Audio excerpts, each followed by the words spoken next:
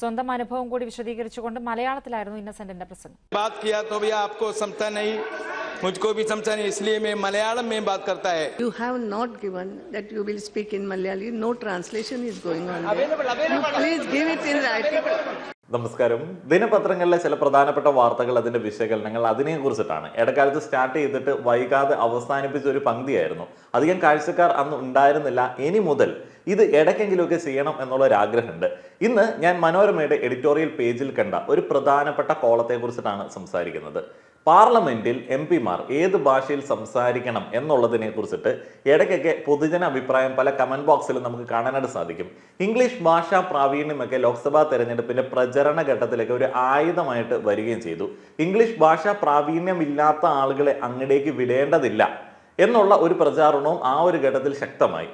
എംപിമാർ അല്ലെങ്കിൽ രാഷ്ട്രീയ നേതാക്കൾ ഇംഗ്ലീഷ് ഭാഷ കൈകാര്യം ചെയ്യുന്നതുമായി ബന്ധപ്പെട്ട ട്രോളുകൾ, അവരുടെ ഭാഷയിലെ തെറ്റുകുറ്റങ്ങളെ കുറിച്ചിട്ടുള്ള കളിയാക്കലുകളൊക്കെ ഈ ഒരു ഘട്ടങ്ങളിൽ വീഡിയോ ആയിട്ട് വരികയും ചെയ്തു. ജനപ്രതിനിധി, ജനങ്ങളുടെ പ്രതിനിധിയാണ്. അദ്ദേഹം പാർലമെന്റിലേക്ക് പോകുന്ന സമയത്ത് അവിടെ സംസാരിക്കേണ്ട ഭാഷ, തനിക്ക് വോട്ട് ചെയ്ത ഭൂരിപക്ഷത്തിന്റെ ഭാഷ, അവർക്ക് മനസ്സിലാവുന്ന ഭാഷ, ആ ഒരു ഭാഷയിൽ കാര്യങ്ങളെ അവതരിപ്പിക്കുക, അവർക്ക് കൂടുതൽ ഇമ്പോർട്ടൻസ് കൊടുക്കുക എന്നുള്ളതല്ലേ ശരി എന്നുള്ള പക്ഷക്കാരനാണ് ഞാൻ. തമിഴ്നാട്ടിൽ നിന്ന് കാര്യമായിട്ട് തന്നെ മാതൃഭാഷാ സ്നേഹം പാർലമെന്റിൽ നമുക്ക് കാണാനായിട്ട് സാധിക്കും. എന്നാൽ കേരളത്തിലെ പല എംപിമാരും ഇംഗ്ലീഷ് ഭാഷ നല്ല രീതിയിൽ കൈകാര്യം ചെയ്യുന്ന ആളുകളാണ്. ഇന്നത്തെ മനോരമ ദിനപത്രത്തിന്റെ എഡിറ്റോറിയൽ പേജിൽ വന്ന ഒരു കോളം, ജോമി തോമസ് തയ്യാറാക്കിയ ഒരു കോളമാണ് ഇന്നിവിടെ വായിക്കാൻ ആഗ്രഹിക്കുന്നത്. അവിടെ വ്യക്തമായിട്ട് പറയുന്നുണ്ട് ആ ഒരു ഭാഷയെ കുറിച്ചിട്ടും മാതൃഭാഷയെ കുറിച്ചിട്ടും മലയാളത്തിന് ലഭിക്കുന്ന ഏറ്റവും വിശാലമായ ദേശീയ വേദിയാണ് പാർലമെന്റ് എന്നതിനെ കുറിച്ചിട്ടും. ഡൽഹിയിലെത്തുമ്പോൾ കേരളത്തിൽ നിന്നുള്ള എംപിമാരിൽ മിക്കവരും മറന്നുപോകുന്ന ഒരു കാര്യമുണ്ട്.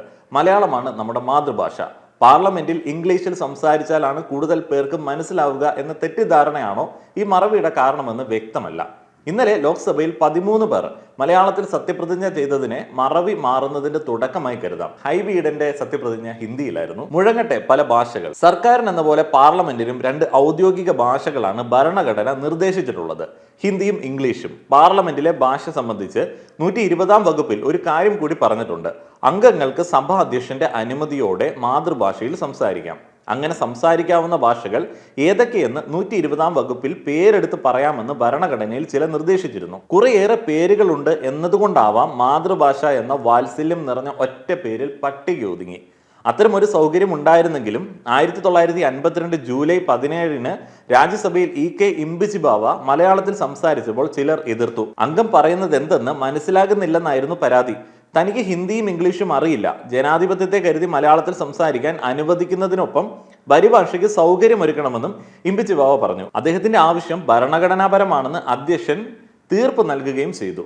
1964 പാർലമെന്റിലെ പ്രസംഗങ്ങൾ ഹിന്ദിയിൽ നിന്ന് ഇംഗ്ലീഷിലേക്കും തിരിച്ചും തത്സമയ പരിഭാഷ തുടങ്ങിയത്. ചർച്ചകളിൽ മാതൃഭാഷ ഉപയോഗിക്കാൻ താല്പര്യപ്പെടുന്ന അംഗം അക്കാര്യം മുൻകൂട്ടി സഭാ സെക്രട്ടേറിയറ്റിനെ അറിയിച്ചാൽ ഹിന്ദിയിലും ഇംഗ്ലീഷിലും പരിഭാഷ എന്ന സംവിധാനവും ഉണ്ടായി. ഇപ്പോൾ ലോക്സഭയിൽ മലയാളം ഉൾപ്പെടെ 12 ഭാഷകളിൽ തത്സമയ മൊഴിമാറ്റമുണ്ട്. രാജ്യസഭയും ആ വഴിക്ക് നീങ്ങുന്നു. ഭരണഘടനയുടെ 8-ാം പട്ടികയിലെ എല്ലാ ഭാഷയ്ക്കും ഈ സൗകര്യം ലഭിക്കാൻ വൈകില്ല. രാജ്യത്ത് മാതൃഭാഷ മാത്രം നന്നായി മനസ്സിലാകുന്നവരെയും അതിലൂടെ ജനാധിപത്യത്തിനെയും ഇങ്ങനെ മാനിക്കുന്നതിന് 2 പേർ അഭിനന്ദനം അർഹിക്കുന്നു. കഴിഞ്ഞ ലോക്സഭയിലെ സ്പീക്കറും പ്രഖ്യാപിത ഹിന്ദി പ്രചാരകനുമായ ഓം ബിർളയും കടുത്ത മാതൃഭാഷാവാദിയായ മുൻ ഉപരാഷ്ട്രപതി വെങ്കയ്യ നായിഡുവും. പാർലമെന്റ് ഭാഷാ വൈവിധ്യത്തിന്റെ കണ്ണാടിയാകണമെന്നാണ് നായിഡുവിന്റെ വാദം. തമിഴ്നാട്, കർണാടക സംസ്ഥാനങ്ങളിലേക്കുള്ള തീവ്രമായിട്ടുള്ള ഭാഷാ സ്നേഹത്തെ കുറിച്ചിട്ടും മറ്റൊന്നിനെയും അക്സെപ്റ്റ് ചെയ്യാതിരിക്കുന്ന രീതിയെ കുറിച്ചിട്ടും നമ്മൾ വിമർശനാത്മകമായിട്ട് സംസാരിക്കാറുണ്ട്. എന്നാൽ ജനപ്രതിനിധി സഭയിൽ ജനങ്ങളുടെ പ്രതിനിധിയായിട്ട് പോകുന്ന ഒരാൾ സംസാരിക്കേണ്ട ഭാഷയെ കുറിച്ചിട്ട് മാത്രമാണ് നമ്മളിവിടെ സംസാരിക്കുന്നത്. അപ്പോൾ ആ ഒരു വൈവിധ്യങ്ങൾ അവിടെ മുഴങ്ങട്ടെ, ആ ഒരു വൈവിധ്യങ്ങളിലൂടെ ജനപങ്കാളിത്തവും കൂടുതലായിട്ട് ഉറപ്പാവട്ടെ എന്നുള്ളതാണ് ഇതിനകത്ത് പോസിറ്റീവായിട്ട് ആളുകൾ നോക്കിക്കാണുന്നത്. ആര് കേൾക്കാനാണ് ഇംഗ്ലീഷ്? പാർലമെന്റിൽ ഇംഗ്ലീഷ് സംസാരിക്കുന്ന മലയാളികളിൽ ശശി തരൂരിന്റെ കാര്യം വിടാം. ഓരോ തെരഞ്ഞെടുപ്പും അദ്ദേഹത്തിന്റെ മലയാളത്തെ മെച്ചപ്പെടുത്തുന്നുണ്ട്. പക്ഷെ കൂടുതൽ വഴങ്ങുന്നത് ഇംഗ്ലീഷാണ്. മറ്റുള്ളവർക്കും ഇത് ആദ്യമായി സഭയിലെത്തുന്നവർക്കും ഇംഗ്ലീഷ് പിടികൊടുത്തില്ലെന്ന വാദമില്ല. കഴിഞ്ഞ സഭയിലെ മലയാളികളിൽ പലരും ഇംഗ്ലീഷിന്റെ വളവ് തിരിവുകളിൽ പതറാതെയും ഉച്ചാരണ ചട്ടങ്ങൾ പാലിച്ചും സംസാരിച്ചിട്ടുണ്ട്. പക്ഷെ ചാലക്കുടിയുടെ പ്രതിനിധി ഇന്നസെന്റ് ആശുപത്രികളുടെ തട്ടിപ്പുകളെ കുറിച്ച് ആരെയും കൂസാതെ 2015 ലോക്സഭയിൽ മലയാളത്തിൽ നടത്തിയ പ്രസംഗത്തെ മനസ്സിലോർത്ത് ഒരു ചോദ്യം. നമ്മുടെ എംപിമാർ അവർക്ക് കൂടുതൽ വഴങ്ങുന്ന അവരുടെ സ്വന്തമായ മലയാളത്തിൽ സംസാരിക്കുകയല്ലേ നല്ലത്? അല്പം കടുപ്പിച്ചു ചോദിച്ചാൽ ആര് കേൾക്കാനാണ് അവർ പാർലമെന്റിൽ ഇംഗ്ലീഷ് സംസാരിക്കുന്നത്? ക്യാൻസർ ചികിത്സയ്ക്കായി രാജ്യത്ത് അത്യാധുനിക സൗകര്യങ്ങൾ കൊണ്ടുവരണമെന്ന് ഇന്നസെന്റ് MP ആവശ്യപ്പെട്ടു. പല വിദേശ രാജ്യങ്ങളിലും 40 വയസ്സ് കഴിഞ്ഞാൽ ക്യാൻസർ പരിശോധന നിർബന്ധമാക്കിയിട്ടുണ്ട്. സ്വന്തം അനുഭവം കൂടി വിശദീകരിച്ചുകൊണ്ട് മലയാളത്തിലായിരുന്നു ഇന്നസെന്റിന്റെ പ്രസംഗം. बात किया तो भी आपको समझता नहीं, मुझको भी समझता नहीं, इसलिए मैं मलयाളം में बात करता है. മെഡിസിൻ ക്യാൻസറിന് ഫ്രീ ആയിട്ട് മെഡിസിൻ കൊടുക്കുന്നു എന്ന് പറഞ്ഞതിൽ വളരെയധികം സന്തോഷമുണ്ട്. അത് നല്ല കാര്യമാണ്. പക്ഷെ അതിനേക്കാളും മുമ്പ് നമ്മൾ ക്യാൻസർ ഉള്ള ആളുകളെ നമ്മൾ ആർക്കൊക്കെയാണ് ഉള്ളത് എന്നറിയാൻ കേന്ദ്ര ഗവൺമെന്റും സ്റ്റേറ്റ് ഗവൺമെന്റും അതിനൊരു പദ്ധതി പുതിയത് തയ്യാറാക്കണം. One minute. You have not given that you will speak in Malayali. No translation is going on. Please give it in writing. രാജ്യത്ത് കൂടുതൽ പേർക്ക് മനസ്സിലാകുന്ന ഭാഷ ഇംഗ്ലീഷ് ആണെന്ന് MP-മാർ ധരിക്കാൻ വസ്തുതാപരമായ കാരണങ്ങളില്ല. ജനസംഖ്യയിൽ 0.02% ഇംഗ്ലീഷ് ഒന്നാം ഭാഷ, 6.57% രണ്ടാം ഭാഷയും. MP-മാരുടെ ഇംഗ്ലീഷ് സ്പീക്കിംഗ് പ്രധാനമന്ത്രിയോ മന്ത്രിമാരോ കേൾക്കാനാണെന്നും കരുതാൻ വയ്യ. പ്രധാനമന്ത്രിയും ഭൂരിപക്ഷം മന്ത്രിമാരും ഹിന്ദി പറയാനും കേൾക്കാനും താല്പര്യപ്പെടുന്നവരാണ്. ഉദ്യോഗസ്ഥരും മാധ്യമ പ്രവർത്തകരുമാവട്ടെ പരിഭാഷാ സംവിധാനം പ്രയോജനപ്പെടുത്തുന്നവരുമാണ്.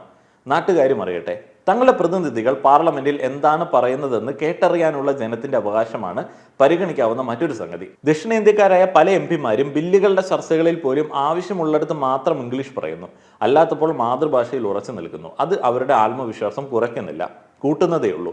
തങ്ങൾ പറയുന്നത് നാട്ടുകാർക്ക് മനസ്സിലാകണം എന്ന താല്പര്യവും ഇതിൽ വ്യക്തമാണ്. അവർ ദൂരത്തുള്ള ജനത്തെ പാർലമെന്റുമായും ജനാധിപത്യവുമായും അടുപ്പിക്കുന്നു. പാർലമെന്റിൽ ഉയരുന്ന നാനാ ശബ്ദങ്ങൾ രാജ്യത്തിന്റെ വൈവിധ്യത്തെക്കുറിച്ചിട്ട് പലരെയും സദാ ഓർമ്മപ്പെടുത്തുമെന്നത് ഭാവിയിലേക്കും പ്രയോജനകരമാണ്. ദേശീയ വേദിയാണ് പാർലമെന്റ്. MP-മാർ കൂടുതലായി സ്വന്തം ഭാഷയിൽ സംസാരിച്ചാൽ പാർലമെന്റിലെ മൊഴിമാറ്റ വിഭാഗത്തിൽ കുറച്ചു പേർക്ക് കൂടി തൊഴിൽ ലഭിക്കുമെന്ന മെച്ചവുമുണ്ട്. ഭാഷാ ഭേദമില്ലാത്തൊരു പ്രശ്നമാണല്ലോ തൊഴിലില്ലായ്മ എന്നുള്ളതാണ് മനോരമ അവരുടെ കോളത്തിൽ പറയുന്നത്. വളരെ മനോഹരമായിട്ടുള്ള ഒരു കോളം. ഇന്നത്തെ ദേശാഭിമാനിയുടെ എഡിറ്റോറിയൽ പേജിൽ മനോരമയെ വിമർശിക്കുന്ന ഒരു വലിയ കോളമാണ് കാണാനായിട്ട് സാധിച്ചത്.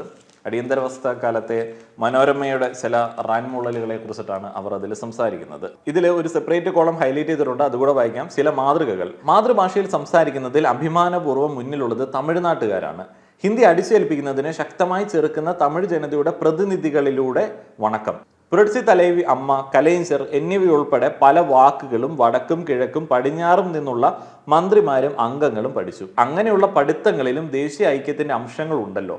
സഭയിൽ എത്ര ബന്ധപ്പെട്ടിട്ടാണെങ്കിലും ഇംഗ്ലീഷിൽ സംസാരിക്കുക എന്നൊരു നിർബന്ധ ബുദ്ധി കേരള MP-മാരിൽ മിക്കവരിലും കണ്ടിട്ടുണ്ട്. ഇങ്ങനെ ഇംഗ്ലീഷ് പറഞ്ഞൊപ്പിക്കുന്ന ചിലരുടെ പ്രസംഗത്തിന്റെ വീഡിയോ ദൃശ്യങ്ങൾ പ്രചരിപ്പിച്ച് ആനന്ദിക്കുന്ന മലയാളികളുമുണ്ട്. ഇംഗ്ലീഷ് പറയുന്നതിലെ പരിമിതിയുടെ പേരിൽ മറ്റുള്ളവരെ പരിഹസിക്കാൻ മലയാളികൾ പ്രകടിപ്പിക്കുന്ന ഉത്സാഹം പ്രത്യേകം പരാമർശം അർഹിക്കുന്നു. ഈ ആവേശം തമിഴരും തെലുങ്കരും ഹിന്ദിക്കാരും ഒക്കെ അധികം പ്രകടിപ്പിക്കാത്തത് അവർക്ക് ഇംഗ്ലീഷ് വശമില്ലാത്തത് കൊണ്ടാകണമെന്നില്ല. ഏതായാലും സമീപനങ്ങളിലെ ഈ സംസ്ഥാന വ്യത്യാസം ചിന്തയ്ക്ക് വകയുള്ളതാണ്.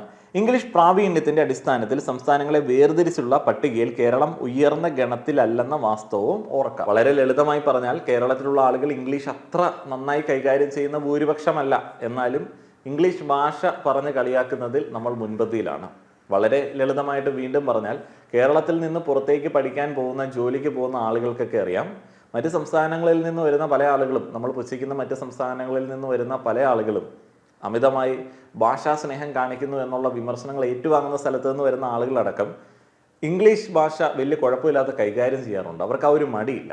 മലയാളികൾക്ക് കാര്യമായി തന്നെ ഒരു മടിയുണ്ട്, ഒരു നാണമൊക്കെയാണ് പറയാൻ. കാരണം എന്താണെന്ന് വെച്ച് കഴിഞ്ഞാൽ കാര്യമായിട്ടുള്ള വിമർശനങ്ങളിൽ കൂടെയാണ് ഇംഗ്ലീഷ് സംസാരിക്കുന്ന കാലഘട്ടം മുതൽ തന്നെ നമ്മൾ കടന്നു പോകുന്നത്. നിങ്ങൾ ഇംഗ്ലീഷ് സംസാരിച്ചോളൂ, നിങ്ങൾക്ക് ആ ഒരു ഔദാര്യം ഞങ്ങൾ നൽകാം. എന്നാൽ നിങ്ങൾ സംസാരിക്കുമ്പോൾ ശശി തരൂരിനെ പോലെയോ പൃഥ്വിരാജ് സുകുമാരനെ പോലെയോ സംസാരിക്കണം, അല്ല എന്നുണ്ടെങ്കിൽ സംസാരിക്കാൻ പോകരുത് എന്നുള്ള ഒരു പൊതുശാഠ്യം മലയാളികൾക്കുണ്ട്.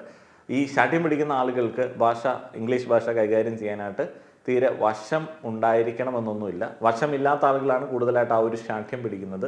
ഏതെങ്കിലും തരത്തിൽ വലിയ കുഴപ്പമില്ലാത്ത ഒരു ആക്സെൻറ്റിൽ ഇംഗ്ലീഷ് സംസാരിച്ചു കഴിഞ്ഞാൽ അവരെ തലയിലെടുത്ത് ഉയർത്തുന്ന കാഴ്ചയും നമുക്ക് കാണാനായിട്ട് സാധിക്കും. അത് പുരുഷന്മാർക്ക് മാത്രം കിട്ടുന്ന ഒരു പ്രിവിലേജാണ്. സ്ത്രീകൾ എത്രത്തോളം നന്നായിട്ട് ഇംഗ്ലീഷ് സംസാരിച്ചാലും വലിയ കാര്യമായിട്ടുള്ള അപ്രിസിയേഷൻ ആ ഒരു മേഖലയിൽ കിട്ടാറില്ല. അത്തരത്തിൽ കുറേയധികം ചിന്താഗതികളിലെ ദാരിദ്ര്യവുമായിട്ട് നടക്കുന്ന ആളുകളെയാണ് ഈ ഒരു ചർച്ചകളിലൊക്കെ നമുക്ക് കാണാൻ സാധിക്കുന്നത്. പാർലമെൻറ്റിലെ മാതൃഭാഷ ഉപയോഗത്തെക്കുറിച്ചിട്ടുള്ള നിങ്ങളുടെ അഭിപ്രായങ്ങൾ പറയുക. നന്ദി.